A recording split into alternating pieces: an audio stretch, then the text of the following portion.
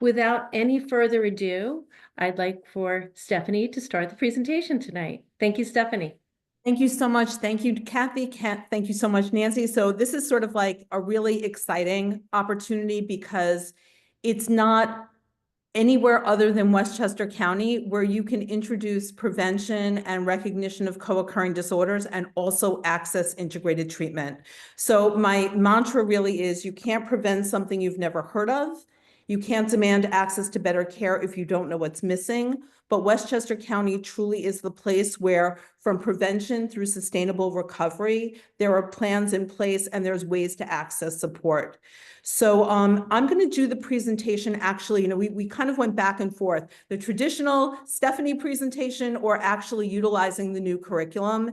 And we thought that there'd be a lot of value in using the parent caregiver community component. And so I'm not going to share my story up front because what we did was we wove it into the curriculum. It kind of comes when it's supposed to. And this is kind of like the behind the curtain part of this, but the vision really is that as this rolls out across the nation, Westchester County awarded us, in collaboration with Partnership to End Addiction and several of the coalitions, over a 2.5-year period, a $1 million grant.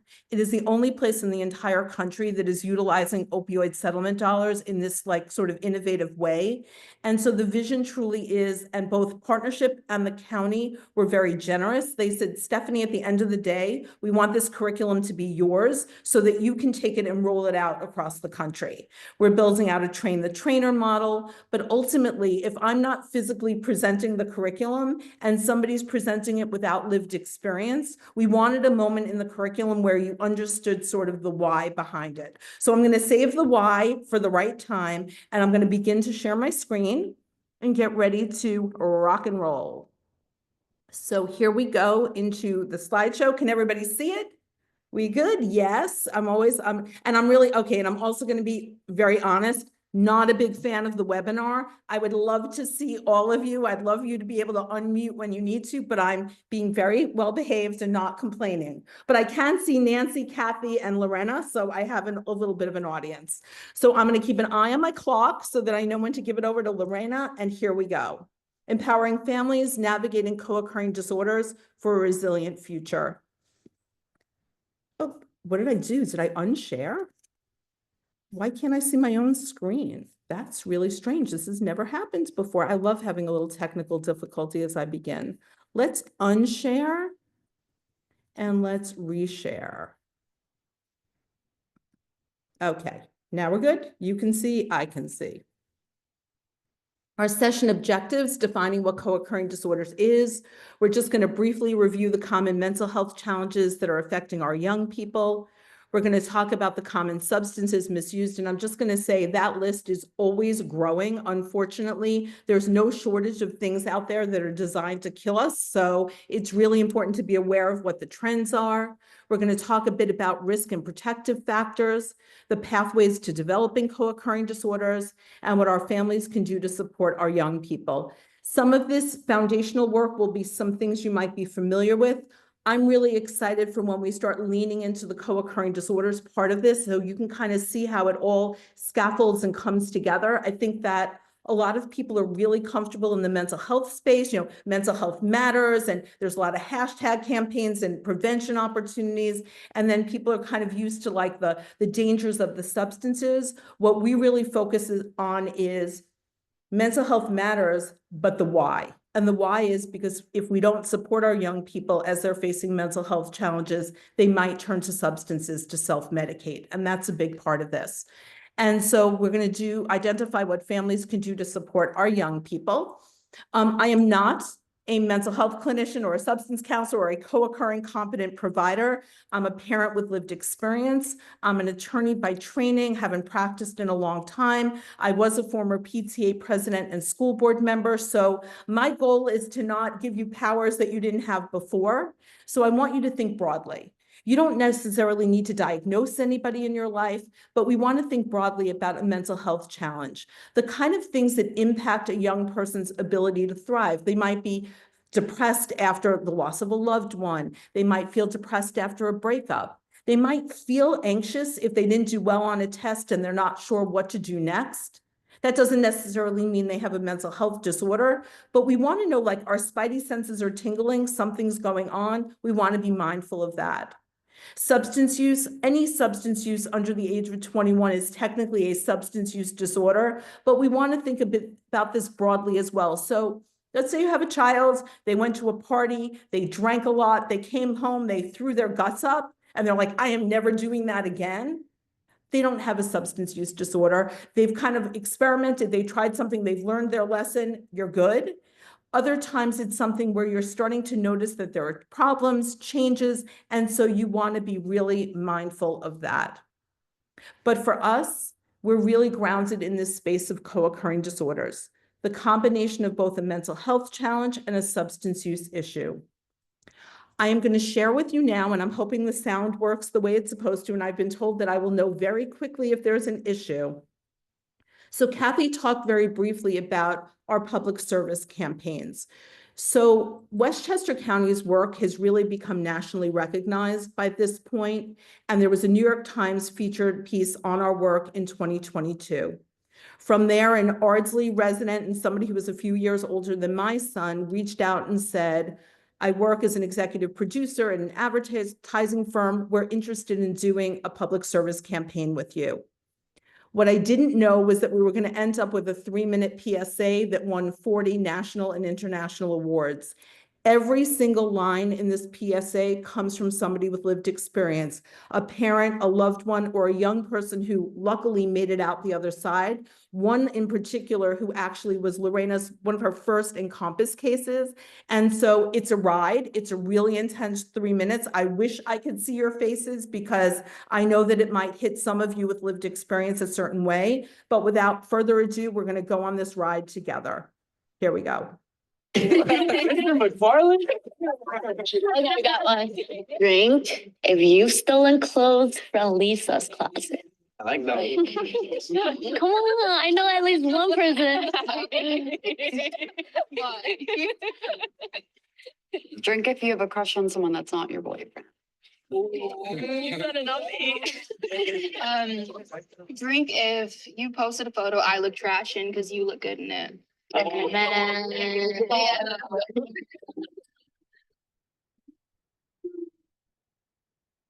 Drink if you have to drink just to be here. No, Nobody. Drink if you don't know why you just said that. Drink if no one likes you anyway.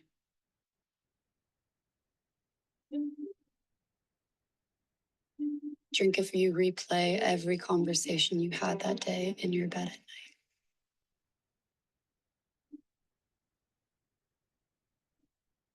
Drink if no one understands what you're so worried about all the time.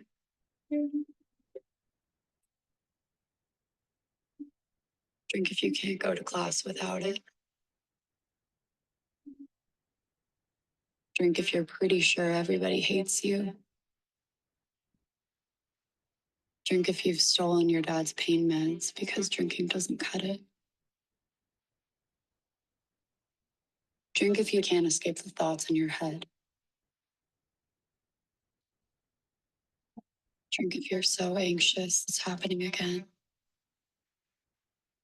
Drink if you don't know what you just took. Drink to feel something. To feel nothing. Drink if no one even knows.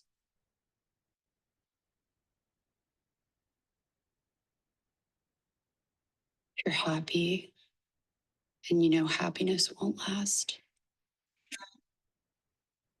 If you're depressed, if your mind is racing, if you're tired, if you can't focus on anything, if your mind won't shut the up.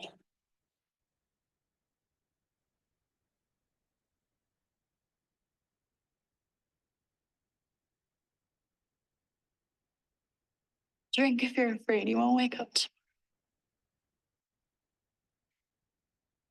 Drink if you don't care.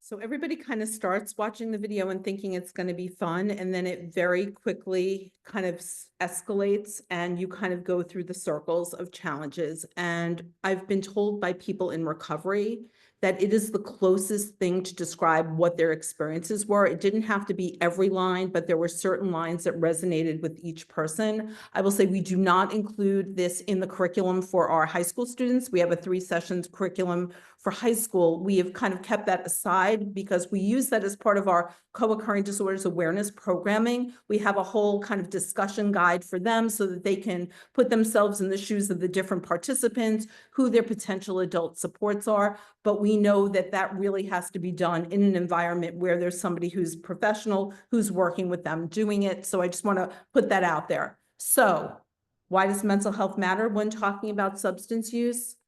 Let's look a little bit at the data. 49.5% of our teens, 13 to 18, have a mental health challenge. Age of onset, 50% of mental health challenges arise by 14 and 75% by 24. Why does that matter for my work? Why does that matter to everybody? Is because between 14 and 24 is when a lot of people think that experimentation is a rite of passage. So if you're not thinking about the link between mental health and substance use, you might be thinking, oh, they can practice drinking before they go to college, or if I'm hosting a party in my house and I take away all the keys, like everything is good. We really work to educate and empower everybody about understanding this connection. Because as the film says, 1 in 2 people with substance use issues also face a mental health challenge. Quite frankly, we know those numbers are much higher. It took a lot for the National Institute on Drug Abuse to even allow us to use that super at the end of the video, but we thought it's the closest thing to telling us what we need to say. And what's really staggering, 21 million people in this country meet the criteria for a diagnosis of co-occurring disorders. When I started the Harris Project in 2013, I started the only nonprofit in the nation dedicated to co-occurring disorders. 11 years later, we are still the only nonprofit in the nation specifically dedicated to this. So everything that we've done is really a result of coalitions like Nancy and Kathy's. It's your young people who, I have to say, when I didn't know what this was going to turn into, our young people kept saying, this is the missing piece of the conversation. Like, this is what everybody needs to know. So the common mental health disorders, we're talking about things like anxiety disorders, depressive disorders, attention deficit hyperactivity disorder, post-traumatic stress disorder. Again, you don't need to diagnose these things, just knowing that those are the common things that we're talking about. Substances and substance use disorder, kind of the addiction piece. Because remember, this is an opioid settlement grant, and we know that we really want to include this. But when I show you the list, you're going to say, does it never end? And what I'm going to tell you is that since we created the curriculum, there's another one that's out there that's become really big. So alcohol, nicotine, and marijuana are your top ones. I'm going to say for me, there's a really big frustration around the commercialization of marijuana in New York State with not $1 put into prevention programming. So we've let the genie out of the bottle yet again without being proactive. In the beginning, if a kid was smoking marijuana at school, you knew it immediately. Then vaping started, and now school districts were locking the bathrooms or taking the doors off the hinges and trying to figure out how to kind of play catch up with that. Then New York State was extremely slow on giving out the licenses. So an entire undermarket of marijuana products and THC products came out, and edibles have now become the big thing. With edibles, they look like gummies, they look like candy, they look like things that you would never know. Our young people don't really know what's in them, and so school districts have been reporting kids throwing up uncontrollably, kids having sort of hallucinations at school. And once again, our concern is that oftentimes young people who are using substances at school and get caught end up suspended. Think about this. Young person who is self-medicating for, let's say, an anxiety disorder, and now they're being suspended from school. Do you think it's easier or harder for them to return? So we really work closely with the school districts on how to support our young people and keep them in school. Stimulants, caffeine and cocaine. You're thinking stimulants, like our high school kids, are they involved with stimulants? Think about this. High achieving student. They're on a sports team, they're in the school play, they're taking AP classes. Somebody says, drink this, it'll help you stay up. And in the beginning, it's really working well. They're motivated, they're hyped up, they've got a lot of energy, and then they realize they can't sleep. And somebody else says, take a little bit of this, it'll help you sleep. And a student who's high achieving, before you know it, they may begin to struggle as well. Our programming resonates with students across the continuum. Kids who are struggling, kids who have households that are not necessarily safe, kids who may not have enough food to eat, to our really high achieving young people who seem to have everything going for them. And so this really, you take kind of the piece of it that apply and you use them. Mushrooms, LSD, salvia, ketamine. Ketamine is something that most people never really thought of until Matthew Perry died. And then you're thinking, well, there's ketamine for depression, and when you use it in the right doses, it can be helpful. But as it becomes available, young people take more than they should, or they really don't know what the impact is. Adderall, Xanax, oxycodone used in ways not prescribed. Xanax in particular, when it comes to counterfeit pills, a lot of young people think that that's something that might help them relax. It's, a benzodiazepine, highly, highly addictive, and let alone when they get it, from someplace that they shouldn't be getting it from, which we'll talk about in a minute, and our over-the-counter medications. The other thing I will say, I'm not going to even click back because I'm not going to run the risk of screwing up this PowerPoint again, but the other thing that's out and about now that you need to be aware of is Galaxy Gas. So formerly known as Whippets, it's available on Amazon. It comes in flavors like blue raspberry, and inhalants are on the rise. Very quick high. It only lasts a short time, but highly, highly addictive. So I'm not a big chart person. There's 2 charts in here. We have them in here because they do make a point. Back in the day, lifetime non-use of substances was almost 0. Everybody was trying or using something. As we've moved and gotten more educated about this, there are more people who have chosen never to use. That is a really, really good thing. But when we look at the data around our young people, we have 70% of our, I can't even see my little numbers, but I'm going to try to move your little faces. 70% of 8th graders, no use. 54% of 10th graders and 38% of 12th graders have never used substances. That is really good news. For me, who is never satisfied, I wanted to make sure that we really captured the percentage that we're using. Because when you're doing primary prevention programming, you want the people who might be highest at risk to learn about it, but you also want to educate every other young person so that they can be a friend, a peer, a connector, a support. We really work very closely with our young people about identifying their trusted adults, knowing what to do. And so we're speaking to all of them on this topic in particular. So why are substances riskier now than ever before? And I'm sure most of you know this. Okay, vapes in general, which I know the Know to Prevent crew has been really, really good on educating about the risks of vapes, but I just want to put it very plainly. Vape products were designed to get adults to stop smoking. They were never designed as a product of first use until the companies that made them realized that there was a captive audience to hook on vapes, and that is our young people. So it's important to know that there's 30 times more nicotine in a vape compared to a cigarette. Nicotine is highly addictive, particularly for our young people, and so it's really important to be aware of that. 4 times higher levels of THC in marijuana than 40 years ago. And when you're looking at waxes and the oils, that's an even higher concentration. And 7 out of 10 counterfeit pills are laced with fentanyl. 77% of adolescent overdose deaths in 2023 were linked to fentanyl. So I want you to think back to the film for a moment, because there is a huge campaign nationally, One Pill Will Kill. And what I say to your young people is what I'm going to say to you right now. You can go to a festival, you can take 1 pill, and you can die. And most of our young people who understand that concept have made the choice not to take counterfeit pills. We're really aware of the kids who are still taking that risk, because that's what the film speaks to. It reaches a point where, does it matter if it's suicide or overdose? If you're not feeling okay and you're willing to take that risk, we want to make sure that we're capturing you as early as we can. The marketing strategies around vapes, the minty, fruit, and sweet flavors, adults don't need that. That's designed to hook our children. The variety of options for use that we've talked about, the edibles, the vapes, the wax, the bold packaging, everything is again designed to get our kids hooked. It used to be Joe Camel back in the day, and now somehow we ended up back there again.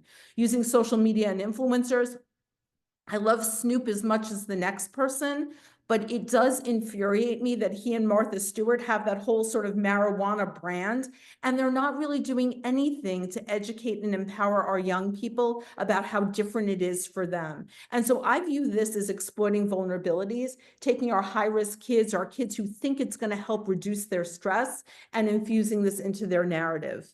And when it comes to opioids, how opioids are accessed, I do a lot of programming with student athletes because a student athlete can still get injured. They can still get prescribed opioids legally. Do they know they can become addicted or dependent in 5 days or less? Do they know that there might be depression that comes from the break in routine? Do they know that they're now taking something that numbs them out completely? And so for us, we want to build those safety nets. We want the coaches to understand. We want their teammates to understand. We want their families and the adult supports to understand, because that's a really key piece of information. Wisdom tooth removal. I just presented in Yonkers on Saturday, and somebody said, oh, the dentist didn't even ask if I had any issues with addiction, just wrote the prescription for opioids. So I'm going to say that the educated consumer is the smart consumer. Our young people now know 99 point whatever % of the time, you do not need opioids for wisdom tooth removal. You don't even need to fill that prescription. But if you do, how important it is to safely dispose of those pills, because that's an easy way for other people to access it. Using someone else's medication, that misuse piece. There's a lot of that undermarket that happens in Snapchat and Discord and Instagram. And then when you take something not prescribed for you, it increases your risk. Like, you don't know if it's something that's working or not working. In the curriculum for our young people, we give them a lot of hypotheticals. We want them to actually feel what's going on. And I'm going to give you one right now. So if your child is on medication for ADHD, let's say, and let's say they have a friend who's feeling like they need to take ADHD medication, and your child starts sharing their medication with their friend. At some point in time, you might notice that your child is not really acting the same way. Like, maybe they're skipping doses and there's something going on. So now you're going to start dispensing the medication to your child. That has now cut off the supply to the child that they've been giving their medication to. That child is now looking for medication because maybe they've become dependent on it. That's how quickly somebody who never thought that they were going to access the counterfeit supply might find their way there. And so again, these open door conversations, these really understanding what's going on, is a critical part of the work that we're doing here. So anytime somebody's getting pills in a way other than through a doctor and pharmacy, the risk is extremely high. Impact of early use: first use before the age of 18, 25% chance of developing a substance use disorder. If they wait until after 21, it goes down to 4%. So this is part of that knowledge is power. Why should I wait? And that's part of the reasoning why. Now we start tipping into the co-occurring disorders part of this, sort of, to me, the heart and soul of what we do. They understand the risks, right? They're indoctrinated in that messaging. They know what mental health is all about. So how does it happen? Self-medicating. They just want to feel okay. They are not looking to party. They just want to go to the party feeling like everybody else. They might be attempting to cope with painful or unwanted thoughts and feelings. Maybe they had a bad breakup. Maybe there's something else going on. Maybe they're a very high-pressured kid. Oh my gosh, the number of times parents say to me, I always tell them, don't worry, it'll be fine. You always do great. That doesn't validate what they're going through. That's a kid that might be up at 2 o'clock in the morning studying, knowing that their family is saying they'll be fine, but they don't feel fine. To boost energy, attention, or enhance performance, to address sleep and appetite challenges, to make socializing easier. They just feel like they need to do that to fit in or to be talkative. Always hear curiosity, experimentation, boredom. There's nothing to do. So I want to make sure you understand My goal with your young people when we present the curriculum is abstinence. We want them to wait as long as possible to start using anything. Is that realistic? Probably not for some of them. So we want them to take that 5 or 10 seconds to think about their why. I was doing this because I was bored, but now I can't function unless I do it. I thought I was just experimenting, but now I feel panicky if I don't do it.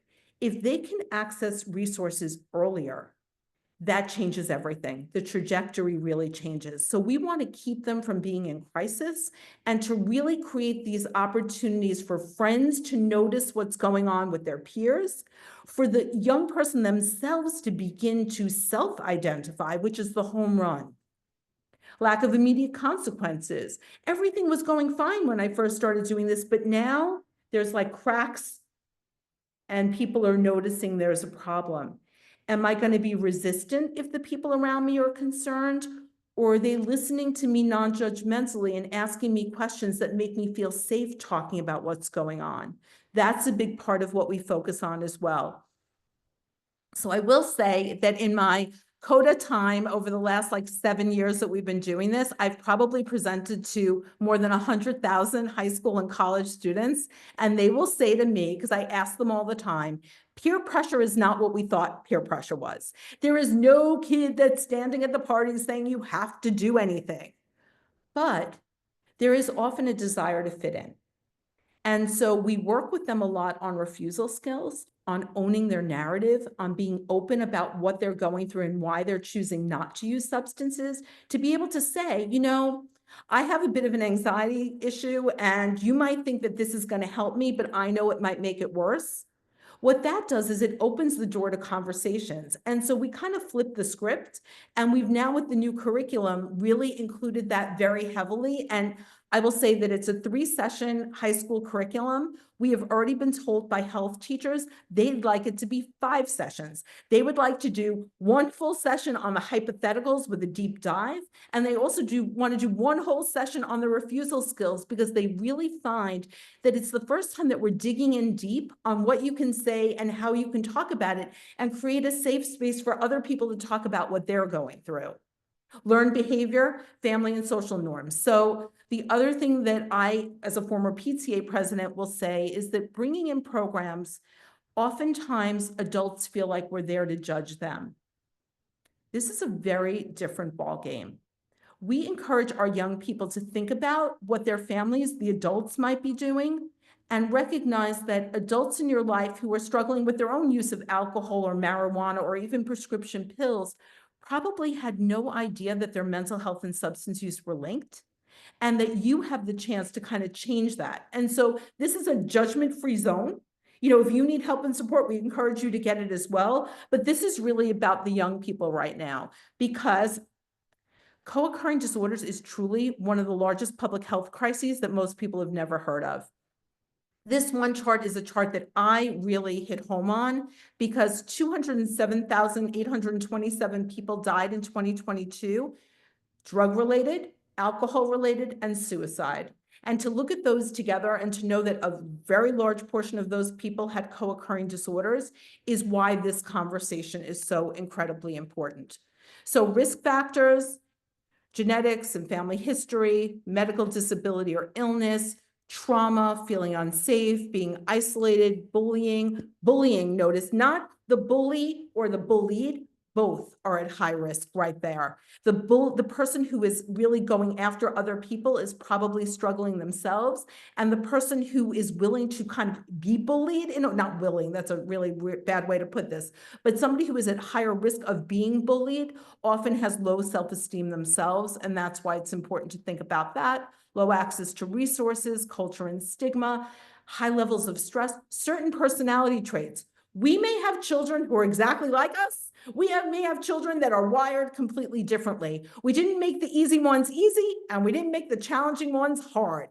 Sometimes it's just a difference. It's important to really recognize that certain personality traits are at higher risk. Lack of or difficulty using coping skills, substance use impact on the brain, and having an existing or an emerging mental health challenge. The good news is the protective factors.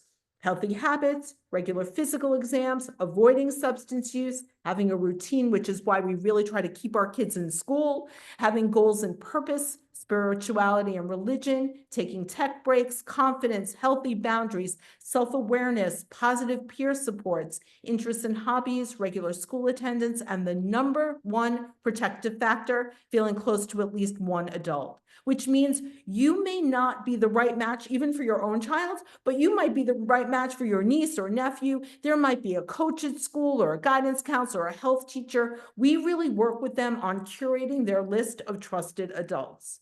Technology use, we know, 3 hours a day, higher risk for mental health challenges, yet our teens spend 5 hours a day on social media. So we have now changed the game on increasing risks of mental health challenges just because of what we're doing with technology. Disrupting sleep can facilitate cyberbullying, lead to lack of exercise, increased loneliness. In particular for girls, a lot of filters, clothing, makeup. And so, we are still not sure the long-term impact of COVID on our young people. I always say there are kids who, when they were behind that screen or behind that mask, they felt much less judged. They're still having a hard time walking through the halls. The compare and contrast is a big topic. And as we know, because I will keep hammering it home, the ease at which you can get pills and substances via technology. The 3 pathways to developing co-occurring disorders. The person has an existing or developing mental health challenge, using substances to self-medicate. Attempting to reduce stress with nicotine, sleep better by smoking marijuana, feel more socially confident by drinking alcohol. We dig really deep in with your young people around that. Pathway number 2, it used to look like a chicken and an egg, but we decided this looked better. Person has a predisposition to both. So that's where genetics, family history, biology, the environment come into play. It doesn't really matter which came first. They're both kind of firing together. And the last pathway. So when I am the speaker with 1,000 kids in an assembly, this is my big moment because they've learned about Harris, they've heard all about this, and I'm going to say they're really interested in this, but this is the moment where they think, well, I'm not part of that 50% that have a mental health challenge. I'm going to help my friends, but I'm good. So this is the part where I'm like, okay, if you know somebody who's even in their late 20s and under, this is where co-occurring disorders can enter your life. Person can develop a mental health challenge due to brain changes caused by substance use. So when a young person uses substances, especially regularly or in large amounts, you can change your brain chemistry. So I don't have to show you slides of the brain for like an hour and a half to know that there are chemicals in there. You can't see them, touch them, taste them, feel or smell them, but they're swooshing around in there. And every time you bring on a substance or alcohol or whatever, you run the risk of changing that brain chemistry. So not fully developed until your late 20s. The riskier supply, the higher concentrations, quicker to have brain changes. Substance use can bring on mental health challenges or make them worse. Substance use and even trauma can prevent healthy growth and development. The good news is, as your brain isn't fully developed, when you get the right treatment and support, which Lorena's going to talk about soon, you can kind of undo that damage. But what Lorena and I also know, and I'm sure Kathy and Nancy and many of you know, there is, especially with marijuana, people, oh, it's natural. Of course, these higher concentrations have led to more psychotic breaks, hallucinations. Some of those things you can recover from, sometimes not so much. And so it's important to be a not alarmist speaker, but to be honest, because kids will say to me, well, nobody ever died from marijuana use. Well, there are risk factors, driving impaired, all these other things. But no, you're not necessarily going to overdose on marijuana, but if you have a psychotic break, it could be really, really detrimental, and they need to know that. Trauma. So trauma used to be, I lived through a fire, an earthquake. Trauma becomes something now that we're much more familiar with because it comes in a lot of varieties. Abuse, physical, verbal, sexual, witnessing abuse and violence, neglect, grief and loss, accident or injury, those natural disasters, discrimination, feeling unsafe. So for some young people, there's violence in the home and they don't feel safe there. Other young people walking to school, they feel unsafe. Westchester is a very diverse county. There are different types, there's food insecurity. They say 1 in 3 people that live in Westchester County are not quite sure where their next meal is coming from. These are all things that do increase risk. And the final one, because I'm an intact family, I live in Ardsley, we kind of had what we needed. Undiagnosed or unsupported mental health challenges is traumatic as well. So young people who get in trouble in school a lot, who have a hard time regulating when they're there, it's traumatic. For my son, he never started the day thinking, today's a day I want to be in trouble. He started the day full of hope, and sometimes things would happen that would derail him. And so instead of kind of repressing what he was going through, he'd kind of put it out into the world. So we really work with our school districts in the school curriculum to think about the fact that no child is born thinking, I want to be a disruptor, I want to get into trouble, and what can we do to support them as they're going through their challenges?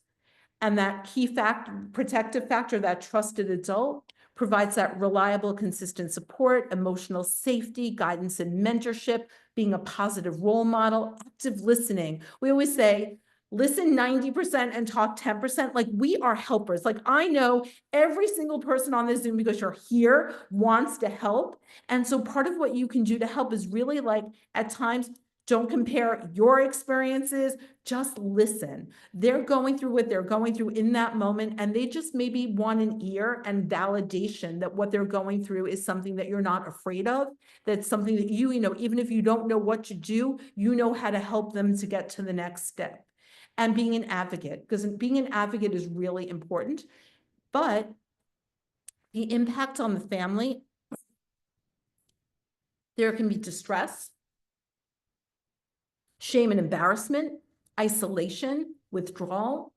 You may reduce advocacy. On one hand, you're thinking, I'm going to go in there and fight.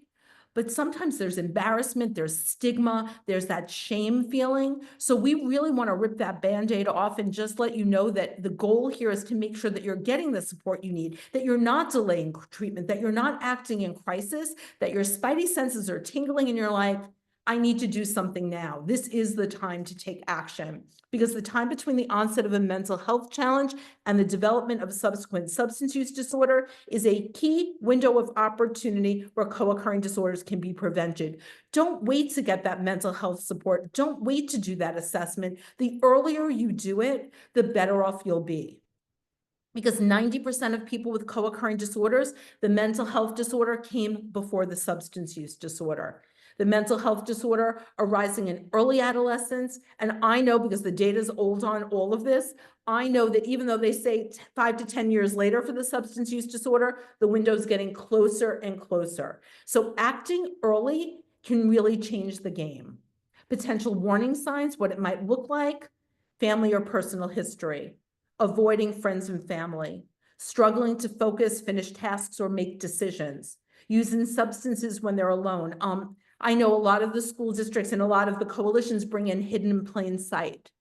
I want you to think about, if you're checking your child's room and you might find something, really having your plan in place for what you're going to say and do. Because being reactive is potentially going to close the door to being the leader in change. Knowing what I'm going to do next, validating what might be going on, not being afraid, will keep them from like shutting down and saying it's somebody else's. So you want to make sure that you're thinking about that. Changes in physical health, the extreme mood swings, really high or really low, or kind of changing up and down, loss of interest in hobbies, schools, or responsibility. Okay, I don't mean you wanted your kid to be a baseball star and now they're in the band. That's a you thing. That's not a them thing. I'm talking about they were on the baseball team and now they're not doing anything. They're in their room. It's dark. They don't want to go. It's not like, oh, there's a family barbecue. My friends are going to the beach. I really want to go with my friends. That's not, it's they don't want to do either. And they used to enjoy doing those things. Impulsive or risky behaviors, a lot of focus on that time, like, like where they're getting their driver's licenses, the places where you really want to make sure that you've kind of dealt with that stuff, self-harm or suicidal thoughts. Looking at the time, we are good. I'm going to share my story. So again, I could be telling you my story, but we think that this is the moment where we're transitioning into the treatment side. So I want to kind of share that with you now. So here's my story. Nancy or Kath, somebody give me a thumbs up that you can hear it. So we're going to bring Harris into the room with us. This is Harris's story and my family's story, one of millions that take place all over the country. So Harris was 3 years old when he was diagnosed with an anxiety disorder. He received the ADHD diagnosis when he was in 8th grade. We were the lucky ones. Harris was getting mental health support throughout his life. But you know, a good-looking, popular, social, athletic kind of kid like him, not one professional ever said, be careful around substances. That could be a spiral that you go down really quickly. That could have been the first and best opportunity for things to be different. Instead, 8th grade came. He had stopped playing soccer because his anxiety disorder was so bad. He was doing different things. He was in different places. He was seeing a therapist. I was on the school board in my community. And as 8th grade unfolded, his behaviors became more and more unpredictable. My husband and I were very concerned about his mental health and well-being. Towards the end of the year, I resigned from the school board. We began homeschooling Harris, and we went to what would be the last appointment with that professional. He said, Harris has become more than I could manage. You need to find help somewhere else. And by the way, he's been smoking marijuana. I thought he was just experimenting, but I think he might have a problem. What I didn't know then, and what I certainly know now, is that professional really didn't understand co-occurring disorders. Because if you look it up, anxiety disorders, young people, and marijuana use can be incredibly detrimental. It could have a very negative impact on his mental health and well-being. So we switched professionals. Harris went and got fully assessed and diagnosed with the ADHD. He went on medication for the first time. He returned to our high school, and things went really, really well. He was seeing a therapist. He went back to playing soccer. He was all league and all section, and we started thinking that this situation that had happened in 8th grade was in the rearview mirror, but we were wrong. You see, Harris stopped seeing that professional because the medication was working and he was feeling good and we thought things were okay, and the professional said, we're good. And so instead, when ACT time came and SATs and stress and pressure and am I playing college soccer, the anxiety came back. It overwhelmed the medication. There had been trauma for our family in 8th grade when he went through those struggles. He didn't really want to tell anybody. He went to a party in my community. Prescription pills were available on the table. He took one of those pills, and for us, that's when I could say the game was over. In the next year and a half, Harris had been in 4 substance use inpatient programs, 2 substance use outpatient programs. Each program said Harris has co-occurring disorders, and each program said they treated it. Instead, what would happen is Harris would be put in a group, not based on what brought him to use. He wasn't in a group with other young people with anxiety disorders and ADHD. He was just in a group based on when you walk through the door. So he would sit in that circle and he could fix you. He would talk about you. He'd make a face at you, and he would never talk about him. He would say to us, they keep saying, remember life before substances. I love my family, my friends, my house, my life. But my brain works a million miles an hour. If they don't help me address my mental health, how am I going to get out of here and not have the same cycle repeat? And unfortunately, that was what happened for us, because ultimately at the age of 19, Harris was gone. So that's why I do what I do. And let me just switch this. We're going to bring Harris in. There we go. So here we go. So that's my why, but the hope is that it doesn't have to be that way. So what can parents and caregivers do? Learn about co-occurring disorders, model healthy attitudes, have open and honest and frequent conversations, delay substance use for as long as possible, identify those levels of risk and intervene early, be the trusted adult, be aware of your own history and relationship with mental health and substances, and breaking intergenerational cycles. We're actually going to be creating some things for adults around breaking intergenerational cycles because we weren't taught, but now we know. And so we can actually change the trajectory of our families' lives. Early intervention can improve outcomes, taking action early, getting help and support if you need it. There's availability of resources for adults as well, and really changing this kind of view that it kind of like, oh, there's Aunt so-and-so, she's the bride. Really recognizing that people enter this narrative through a variety of ways, but we can change that. Balancing risk and protective factors, that family history, the loneliness, the trauma, against the healthy coping skills, the engaging in activities, having those trusted adults. What about hosting? I know that the coalitions are so big and it's so really reinforcing on hosting. I said early on, I am not sitting on a panel with the police who are talking about party busting until now, because now I'm really confident in our slide, but this is about the number of times that the police actually swoop in and end a party. You read about it every few years. This is what we think you need to know.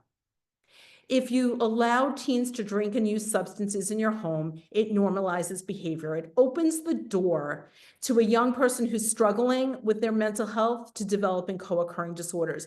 This is the human conversation. This is not the police are coming and you're going to get arrested conversation. This is you don't teach children to use substances responsibly by keeping them in your house. You're actually increasing the likelihood that they may be struggling, and nobody wants to do that. Supporting young people and safeguarding their brain development, providing fun and healthy environment for your children and their friends, setting that positive example, so important. My daughter was a senior in high school when Harris died. In Ardsley, the seniors do like a senior review. It's a big play. The whole grade gets involved. Nobody would host the party. My son died in October. This play was in January. My daughter said, can we host the party? I said, okay, here's the scoop. I don't want to worry about this. Everybody needs to know nothing in my house. Like I can't like run that risk or have that stress. Those kids had the best party they've ever had in all of their years in Ardsley schools.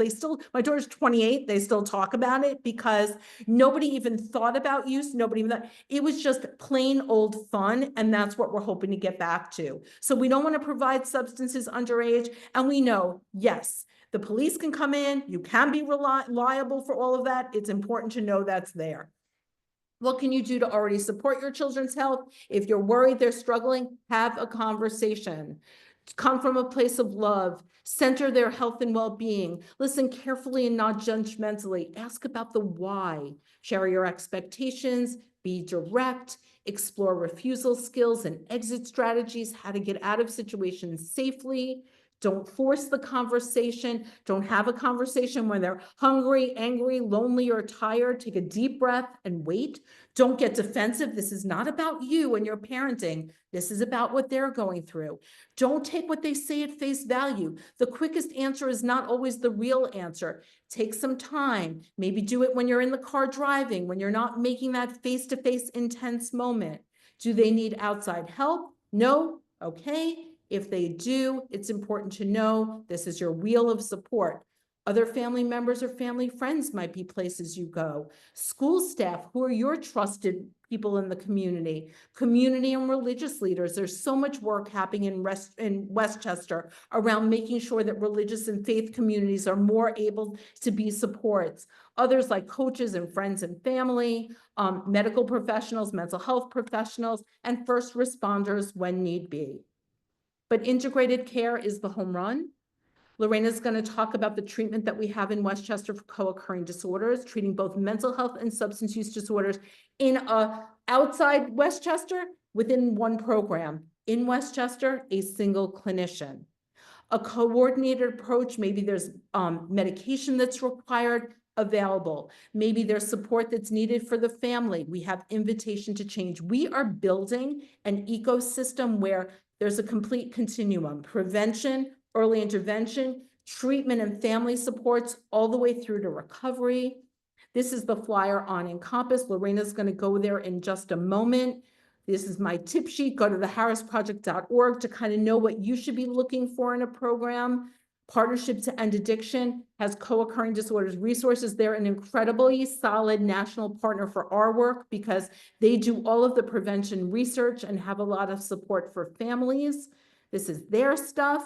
And I am going to say, as a shameless self-promotion pitch, as a follow-up to our public service campaign, Havas, the media firm, has partnered us with Us Weekly magazine. So we have now a first of its kind entire special edition on co-occurring disorders. Places like Pace University were doing a presentation for their master's and PhD students in mental health counseling. They ordered one for every student, everybody that's participating. They ordered 200. Schools are going to have them in their counseling centers because we are now looking at co-occurring disorders through celebrity stories that happened in the past, some that are alive, some that have unfortunately passed away. But to destigmatize the conversation and to desensationalize the conversation, we're really looking at things through the co-occurring disorders lens. It's the first time that anything like that has ever happened. The pink link is the link to the online free version. The other link is to the $8.99 actual version where we get all the proceeds go to the Harris Project. I encourage you to reach out to me anytime, any questions, any thoughts. Follow us on Instagram so you can keep track, particularly about what your young people are up to. Our Youth Summit just had 700 students and staff, 44 school districts participating, and it was a really great opportunity. We celebrate Co-occurring Disorders Awareness Month in April. Harris's birthday was April 8th. It just happened yesterday. And so we really are designed to have awareness games and activities and programming to support them and the school districts. So now I'm going to stop sharing and I'm going to flip it over to Lorena. Thank you so much, Stephanie. So just before I start sharing my slide, I just want to summarize a few points that Stephanie made about co-occurring disorders. And so co-occurring disorders is the presence of substance misuse symptoms as well as mental health symptoms or mental health challenges. It's obviously very prevalent in today's society, and most youth that we're seeing as clinicians who experience substance misuse symptoms, they also experience obviously mental health challenges. And I would say that 1 in 2, the statistics show that 1 in 2 individuals have co-occurring disorders. And it's also very prevalent due to the booming industry in terms of the vapes and the legalization of marijuana, even though that's not legal, obviously, for youth and teenagers. We have seen an increase in early substance use, early onset of substance use, and early onset of co-occurring disorders. And so it's really imperative that we, take a closer look at that in terms of how do we prevent this in our population, in our families, in our homes, in our communities. But for those that are experiencing co-occurring disorders, I want to talk to you guys today about treatment for co-occurring disorders. And so before I share my slides, I wanted to share a little bit more information with you all about past treatment of co-occurring disorders. So historically, there has been really a separation due to various different streams of funding of various programs throughout time. There's been a separation of mental health treatment versus substance use treatment. And so we, would set somebody up that had a substance misuse issue with a substance use counselor to address their substance use specifically, and then would have them see a different therapist for their mental health, and maybe would throw them in a group. And so this separation and almost segregation and having to see various providers addressing various things, even though they're happening within one individual and they are co-occurring. So this was obviously, found to not be helpful, to not be effective, and to really, for our youth population, really push our youth away of either staying in treatment or asking for treatment altogether. And so about 5 years ago, thanks to Stephanie's and the Harris Project efforts, we were able to bring to Westchester County a treatment program that is called Encompass, which is really evidence-based, cutting-edge treatment modality that addresses substance misuse and mental health challenges all at once. And we had a number of clinicians trained in that model, and today we've made so much progress, and I definitely will talk more about that with you guys. But first, let me share my screen, and I'll share a little bit more about Encompass and how that might be helpful to youth who are struggling with co-occurring disorders. Lorena, while you're sharing, I just want to say, when Harris came out of the first residential treatment program, he was at the end of his senior year in high school. I was a stay-at-home mom. I was taking him to the psychologist, the psychiatrist, the intensive outpatient program, the 12-step meeting, and the gym. Recurrence and use in under 2 weeks. Encompass once a week therapy, we are seeing better results. So I want you to think in terms of, it's not about more treatment, it's about better treatment. And so the least restrictive environment is really what this is all about. And Lorena is a master in all of this. So Lorena, here you go. Yeah, absolutely. Thank you, Stephanie. So Encompass is a form of outpatient therapy where we have one therapist that specializes in addressing co-occurring disorders, and they're able to address both substance misuse as well as mental health symptoms. These outpatient sessions are once weekly sessions, 45-minute to 1 hour long sessions, where the therapist works specifically with the client in a very person-centered way to be able to understand what the mental health challenges are, understand better the substance use patterns, and then come up with person-centered goals that the youth works as has self-agency on throughout treatment. So the age group for Encompass is 12 to 29, and one of the notes here in the slide is that it's not an abstinence-based model. And what does that mean? So most of the youth that we're seeing are reluctant, the ones that have co-occurring disorders and are using substances on a regular basis, or maybe have been experimenting with marijuana use and so forth. They are reluctant to seek treatment for substance use, and they are reluctant to commit to goals of maintaining abstinence from substance use. So the Encompass therapy modality includes cognitive behavioral therapy and motivational interviewing, which allow the therapist to really engage the youth through motivational interviewing techniques to start thinking about, the change process. And so we might not begin immediately to work on abstinence-based goals, but we might start working on understanding better the relationship between substance use and mental health, and how that might affect that specific teen or that specific individual. And then we come up with some goals that are realistic for the teens, and we work in 16 to 18 sessions. We zero in, we focus in on the goals of treatment. And there's usually a substance use goal, and most of the time we might start with a harm reduction or substance reduction goal. And we also come up obviously with mental health goals. And the Encompass, unlike regular outpatient therapy, is really focusing in and zeroing in on the work that we need to do to be able to reach those goals. And once we reach those goals, then we come up with new goals for treatment and so forth.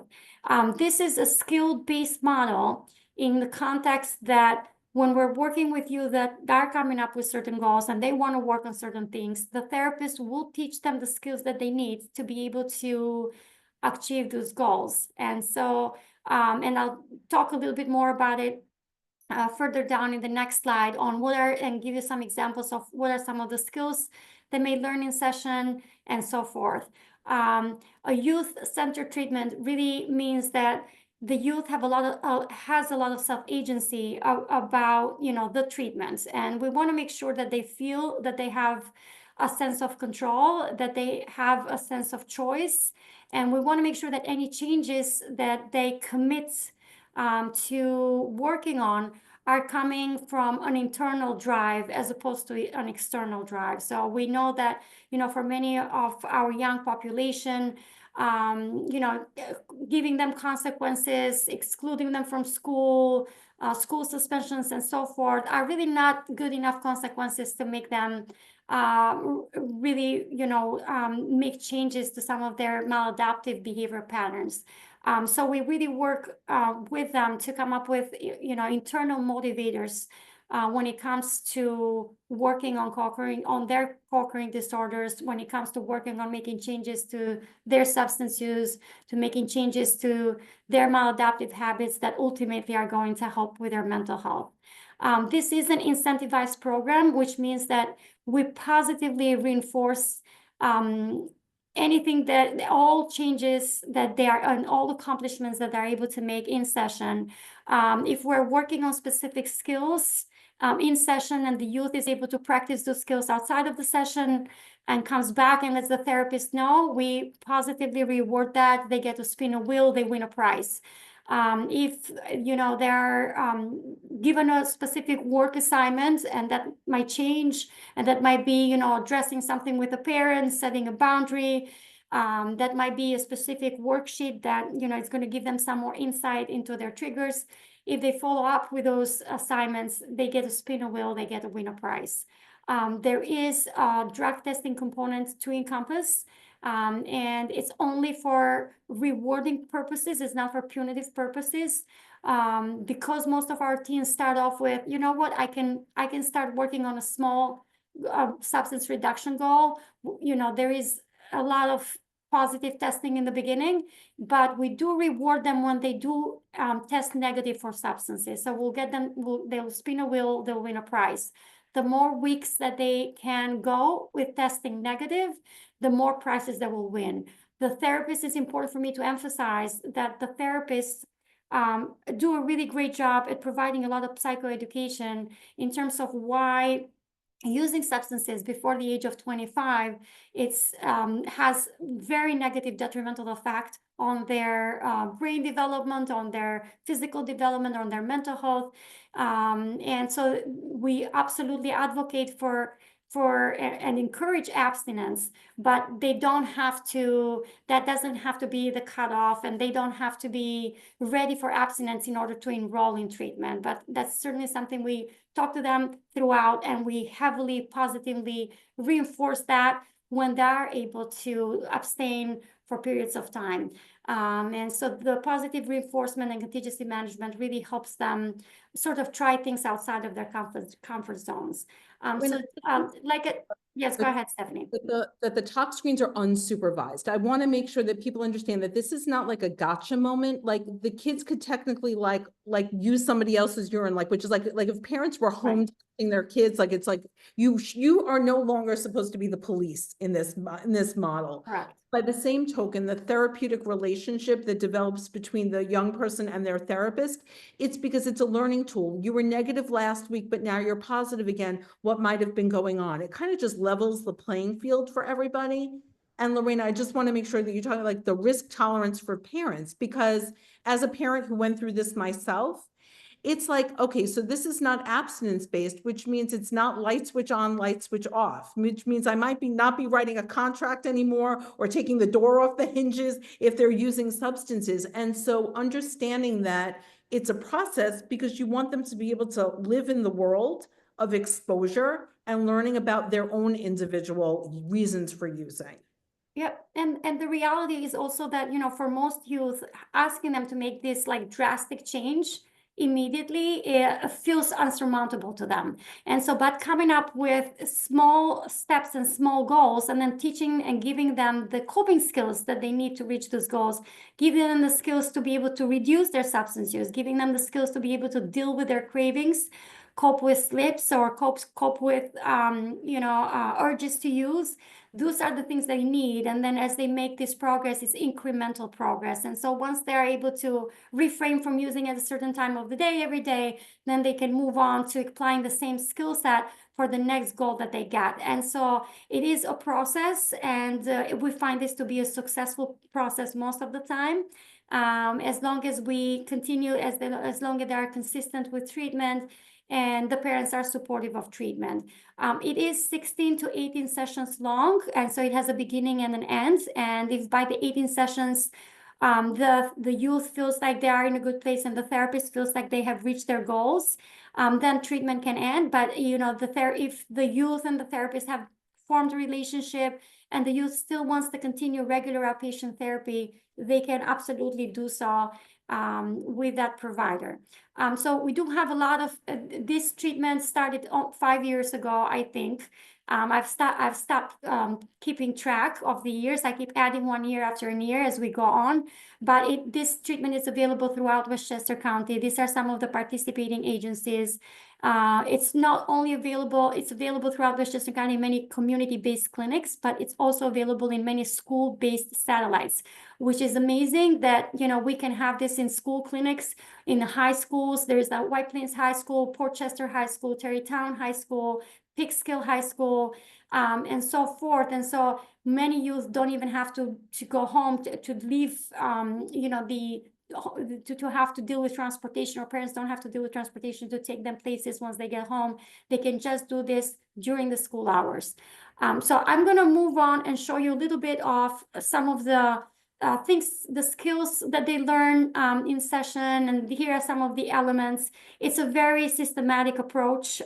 So they will go through the assessment period with their clinician, where the clinician will gather a lot of information about their history, mental health history, substance use history, and psychosocial assessment to look at, past development. And they really do a great job with looking from birth up until this point to collect the data, all the data that they need to really have a good idea of the influences, the culture, and symptomology throughout the youth lifetime. We do a functional behavior analysis where we look at, what the triggers are, what are the external triggers, what are the internal triggers, what are the behavioral patterns, what are the maladaptive coping skills that one youth is maybe using to deal with their anxiety, to deal with their depression, and so forth. So we lay this all out. It's a very person-centered approach. It's a very confidential treatment. The idea is that we build the rapport with the young person where they're able to tell us all of this, and where they feel comfortable testing positive, where they feel comfortable letting us know that they're going to test positive, and what they have been up to, what are the substances they're using, what are the challenges they're facing, what are the maladaptive coping skills they've been using up until this point. So we do build those relationships, and we maintain confidentiality to make sure that the teams are really open and communicating throughout treatment. We come up with some specific goals, and then during treatment, there's a lot of skill building, and there's a lot of learning new skills. There is rewards, as I had mentioned, and there is we encourage them to also do pro-social activities. So we want to make sure that whatever gains are made in treatment, they are sustained outside of treatment, after treatment, and we want to make sure that they can engage, replace their maladaptive habits or activities with adaptive habits and activities, with making healthy lifestyle choices. And so we start implementing that early on in treatment, with encouraging them to engage in pro-social activities. We actually give them assignments. They have to engage in at least 2 pro-social activities every week until they meet us next time. They have to tell us about these activities, and so forth. They get to win prizes if they complete these assignments, and so forth. These are some of the skills and modules we work on. There's obviously many more, but we, coping with cravings, problem-solving skills, substance refusal skills, coping with slips, negative mood regulation, and communication skills. This is a individual therapy modality. However, there is 2 to 3 family sessions included. And so at some point, the clinician will bring in the family, and we'll have discussions on how really to support the gains that the youth is doing in treatment. So how can the family support the work that the clinician is doing with the client, and how they can support and speak the same language at home? And so some family sessions are included in Encompass treatment. The good news is that for those that need more than just a few family sessions, we have family counseling as well. So I did take some of the templates that some of the forms we use and what does that look like. Goal setting is something that we do in session with the client. We actually have the teen write everything themselves, so they come up with their own goal, and we have them write what their goals are. We start working on, okay, what are the specific things I can do to reach my goal right now? Start planning ahead. Who's going to support me with these goals? Who can help? What might interfere? What might be a barrier, so that I'm aware of ahead of time. So this is what some of those sheets are. This is the functional analysis where we look at, okay, we educate them on what to recognize their external triggers, to recognize what are their internal triggers, to recognize what is the substance use behaviors that I'm engaging in, and really, measure the negative, the pros and the cons of using, and we will use a lot of motivation interviewing to reflect on the discrepancy of what you might expect is going to happen once you use, and how that might be helpful to you, and then how really negatively that might be impacting you, and just really help them gain insight in that. So these are some of the coping strategies we encourage. We also, there is sheets and printouts they can take with them. Some of them like to take a workbook. We have workbooks that we give out, and for those that don't, we will give them reminders. We'll give them small sheets of just reminders, or sometimes they'll take screenshots of all of the things that we work on in session. Here is a craving plan. This is when I know that I have to speed up things, but this is one of my favorite. We even come up with a craving plan. When the craving hit, what am I going to do? Right here are my top 3 distracting activities. Here are, my 3 self-talk statements that are going to make sense to me. This is, who I can talk it through with. This is my people that are going to be supportive. This is how I'm going to do my earth surfing, and they will take a screenshot, and they will have this on their cell phone and something to look at when they're at school, when they're in a triggering situation, and so forth. So I do want to talk briefly also about, if the 3 counseling family sessions are not enough, or let's say, we have family members that are maybe attending this webinar today that might be struggling with having their teen be in treatment, or maybe their teen is in treatment, but they are having a hard time communicating with them. They don't know how to support them. Invitation to change is an evidence-based modality that is a form of counseling and therapy for the caregivers. And your loved one does not have to be in treatment for you to be able to receive this treatment modality, but this is, again, cutting-edge counseling that professionals are providing for the loved ones and the caregivers.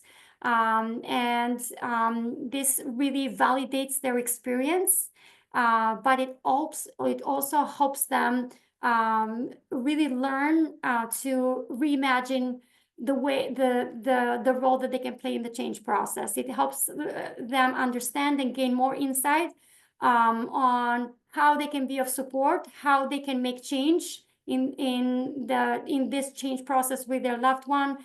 And also it really gives them a lot of behavioral strategies. It teaches them that behaviors make sense for the youth, that there's not one size fit all model for each family, and each family is going to be unique and it's going to have unique needs. It teaches them that ambivalence is normal, but it also gives them a lot of behavioral tools, communication tools on really, having a loved one or living with a loved one that has co-occurring disorders, and really supporting them if they're in treatment, and if they're not in treatment, helping them seek help, helping them get treatment, and so forth.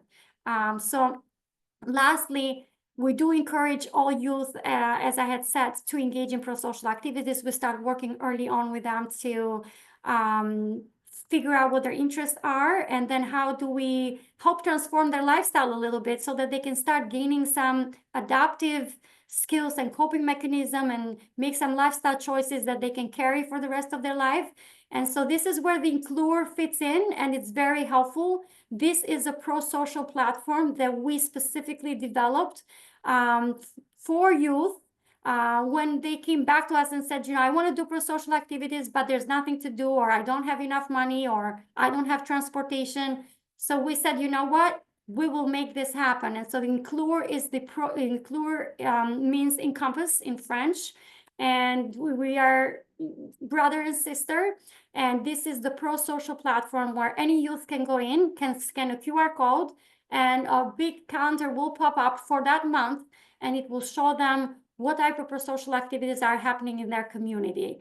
And these are free pro-social activities they can engage in, that are run by staff, but they are designed by other youth.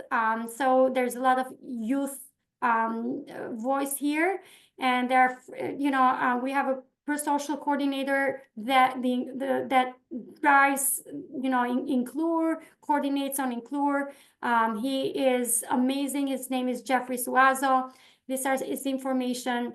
And this is available to this is available to all high school students or high school level students.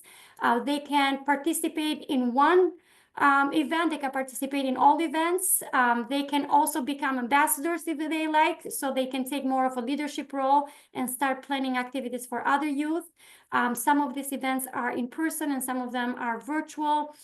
We collaborate with many community partners, including the youth bureaus, including the libraries, but we try to have events throughout Westchester County to make sure we provide coverage for various youth in various locations. And again, these are safe spaces, non-conducive of substance use, for youth to be able to come in, socialize, engage with others, do pro-social fun activities, and really connect with us as well. So I'm going to stop here. I'm sure, you guys have questions and we'd love to take them. Great.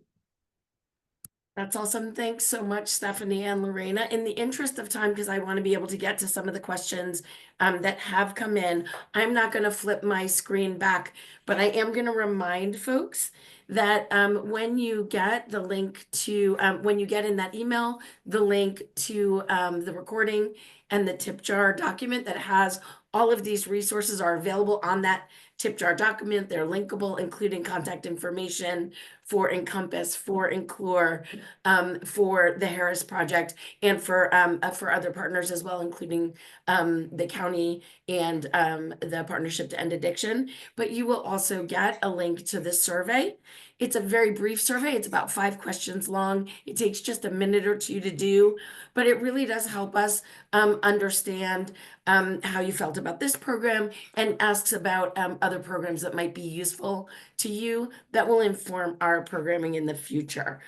We also want to remind you to stay tuned on the website for future speakers coming in the fall. And with that, I'm going to turn it over to Kathy, who has some questions that have come in for Stephanie and Lorena. Okay, great. Thank you, Nancy. Lorena and Stephanie, thank you so much for all this wonderful information that you've just delivered and shared with our members in the community. A few folks have asked some very specific personal questions that we will forward to Lorena, or you can reach out to Lorena personally. There on her screen, she had her phone number and I believe her email. But we'll connect those folks for the very personal questions so that you can address those. We do have a few questions here, and just kind of in the essence of time, we had a few that you answered, so I just want to re-emphasize. One of the questions was, do you offer programs for 12-year-olds? And the answer would be yes, 12 to 29. And throughout Westchester County. Somebody was very much particularly interested in Yonkers School District, so that's an offering there. Maybe I'm you could just for Yonkers real quick. So just so you know, Yonkers is actually using opioid settlement funds. We're developing a 2-session middle school health curriculum, and we're also working to ensure that Encompass is delivered in the schools in Yonkers. So we have a very close relationship with them. Oh, excellent. Thank you. Thank you. Lorena, maybe you would like to take this question as it's related to Encompass. Are there any options for young adults who refuse to participate in the program and deny there is a problem? That's a very good question. I think that, we see this is common, and we see a lot of young adults that maybe are not insightful in terms of, how this might be an issue in their life, and or how, maybe substance use affects their mental health and so forth. I think it's important to have if you are a loved one or a significant other, I would strongly suggest that you take the invitation to change counseling, and so I would recommend that because the invitation to change counseling is really about understanding the ambivalence, and it's really about having open communication that come from a place of curiosity and building that rapport differently, and just encouraging, again, the loved one in ways that you might have not thought about doing that before. So I would definitely recommend that counseling and the invitation to change modality for any caregiver or any significant other or that has a loved one that is struggling. Okay, Lorena, you're selling yourself short. You should also give your child, even a child, like under 18, Lorena's phone number. And they should have a really confidential conversation about why people are concerned about what's going on, about the fact that this is not going to be an abstinence-based model, that this is not group. Like, every young person in Encompass is individually seeing their clinician. Somebody with alcohol use and anger management is different than somebody with marijuana use that has no friends. Like, this is not compare and contrast. It's really individual care. And so that to me is game changing, is the engagement, motivational interviewing component of this. Stay out of it. Don't oversell the program. Don't tell them. Just say, speak to Lorena. We have really unique stuff happening here. We do, so yeah, so I do want to make justice to the fact that this is possible, and so we do have a high engagement rate when, in this position. 87%. So yeah. Correct, 77% engagement rate. So it's worth definitely providing my contact information and allowing me to have a phone call with that young person. Sometimes they might, we have the motivational interviewing skills and we have the experience to sort of nudge them, but I think it's also a different relationship. And so I absolutely would make myself available to have a conversation with anyone really that might want to learn more about what their options are. So I'll be happy to do that as well. Okay, great, thank you. Stephanie, maybe you'd like to address this one or both of you, but one of the questions that came in was, how do you navigate among other parents and families who do not see the same dangers with youth using substance in general? They start at such a young age, and some parents even encourage saying it's better to happen and have a party in my home, but this just adds onto the normalization of the substance use among youth and young adults. Other parents just don't seem to see the danger. So maybe you could address that question. So, I mean, I think it really does go down to like the hosting parties. It's having those neutral conversations. It's about not judging what the adults are doing as, full adults, but really talking about what you've learned, what you know. There's now, if you even look up like co-occurring disorders now, there's just much more out there to learn and understand. And I think that like, as much as I feel like, oh, I'm like plugging this Us Weekly thing, but to really read from like the lens of like a Kelly Osbourne and hear about her experiences and how co-occurring disorder is something that she wished she had understood.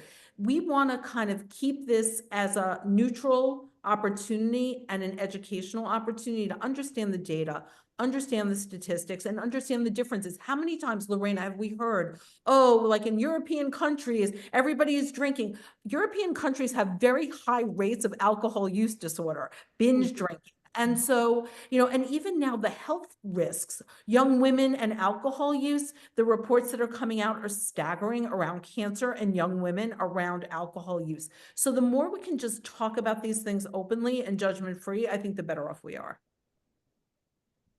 Great, thank you. Let's see, another question that we had, and then after this one, maybe just one more, is how to empathize with a life that seems hard, providing support while encouraging, motivating, striving to take steps towards the independence that a daughter or son craves. Well, let's think about it. If a lot of young people in your community are drinking or using marijuana socially and they're not facing challenges with it, right? Because there is a percentage that will use and it's a rite of passage and they make it out the other side and they're fine. What does it mean to be the young person who's at higher risk for developing a substance use disorder or co-occurring disorders? I say, you know, if you had a peanut allergy, you wouldn't wait to have the anaphylactic reaction to carry the EpiPen. That there are certain young people who are at higher risk, that cultivating and curating self-care activities and things that bring you joy and that you're passionate about is a way to kind of look at this, is that we as adults have kind of created this environment where we've normalized use. You don't go to a party without holding a cocktail, you know, like it's just like become what we do, as opposed to kind of looking at life on life's terms and finding ways to enjoy it that way. And I think that that's the beauty, I think Lorena will agree, of Encompass, is really curating the things. My daughter made the decision to never use substances, went to Syracuse, the #1 party school, really learned about, you know, running as a passion and being able to go to parties and socialize in a sorority, not using, and really being sort of somebody who could be there for other people who are having trouble being able to do it. Look at Dry January. How many people extended it because they realized that it was really hard for them and they didn't realize that they relied so heavily on alcohol. And so now they're going further along with it because they want to learn more. Wait, Kathy, you're muted. Sorry there. In the essence of time, there is one that just came in live, so I want to address that because that person's still on. And they wanted to know if Encompass was in the Harrison School District, Lorena. Encompass is not in the Harrison School District as far as like being provided with the school clinics yet, but we are working, I work very closely with the Harrison School District. And so any youth that is in the Harrison School District that needs any help, they usually will reach out. But if you are a parent there and you know you need any assistance, please do call me and I'll be happy to help navigate that.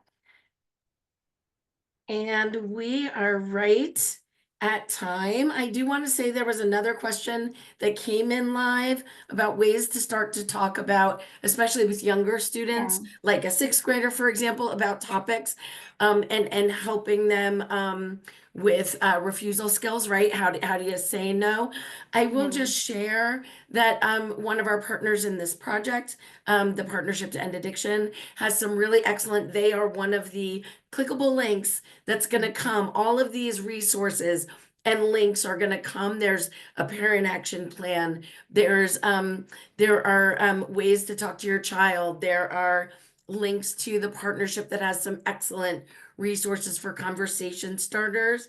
We encourage you to look at that tip jar when it comes to your into your email inbox because it has some great resources. And also connect with the Harris Project, connect with Lorena, connect with your local coalitions that can also help find you resources in your local communities as well. And with that, I'm going to say thank you again. Thank you, Kathy, for being here and helping to host. But especially thank you to Stephanie Marquesano, to Lorena Rucaj, for the amazing work that you're doing in our county and really helping our county lead the state and the nation in this work. Thank you again for being here. Thanks to all of you for taking the time to be with us and for all of you who are going to listen later because we know you well. Have a great spring.